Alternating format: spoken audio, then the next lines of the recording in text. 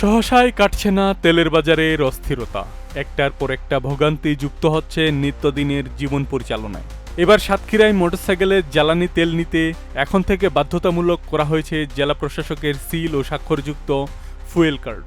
25 March বুধবার রাতে জেলা তথ্য অফিসার মোহাম্মদ জাহারুল ইসলাম গণমাধ্যমকে বিষয়টি নিশ্চিত করেন। নতুন এই নির্দেশনা কার্যকর হওয়ার আগেই জেলার বিভিন্ন ফিলিং স্টেশনে দেখা গেছে দীর্ঘ লাইন ও ভোগান্তি।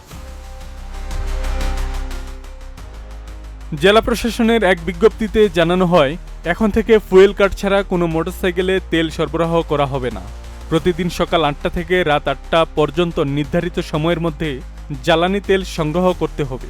নির্ধারিত সময়ের বাইরে কোনো ফিলিং স্টেশন বা ডিলার পয়েন্টে তেল দেওয়া হবে না।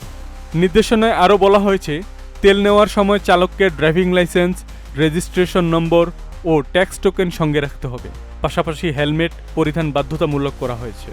ফুয়েল কার্ড জেলা প্রশাসকের কার্যালয়, উপজেলা নির্বাহী কর্মকর্তার অফিসার এবং জেলা প্রশাসনের ওয়েবসাইট থেকে সংগ্রহ করা যাবে বলে জানানো হয়।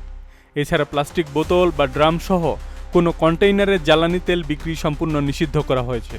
অনুমোদিত ফিলিং স্টেশন ছাড়া খোলা বাজারে জ্বালানি তেলের ক্রয় বিক্রয়ও বন্ধ থাকবে। নির্দেশনা অমান্য করলে সংশ্লিষ্টদের বিরুদ্ধে কঠোর আইনগত ব্যবস্থা নেওয়া হবে বলে সতর্ক করেছে জেলা প্রশাসন। এদিকে নতুন এ নিয়ম চালুর খবরে বুধবার রাত থেকেই সাতক্ষীরার বিভিন্ন ফিলিং স্টেশনে মোটরসাইকেল চালকদের দীর্ঘ লাইন দেখা গেছে। অনেকেই এই ফুয়েল কার্ডকে ভোগান্তি হিসেবে দেখছেন। নতুন করে আবারও বিপাকে পড়তে হবে বলে জানান তারা।